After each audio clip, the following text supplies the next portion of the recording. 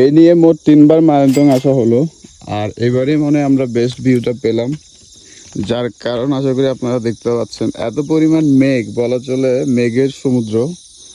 আর এই হচ্ছে আমাদের জুমঘর। এই জুমঘরে গতকালকে ছিলাম, সকাল থেকে এখানে দাঁড়িয়ে দাঁড়িয়ে মেঘের সমুদ্র দেখছিলাম। ভাবছি আপনাদের একটু দেখায়।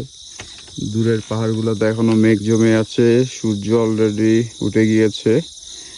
আজকে সকাল থেকে সবাই এখানে দাঁড়িয়েছিলাম, আর বলা চলে এখন থেকে মোটামুটি মেঘের ভালো ভিউ দেখতে পাওয়া যাবে। এটা টোটাল ওয়েদারের উপর ডিপেন্ড করে।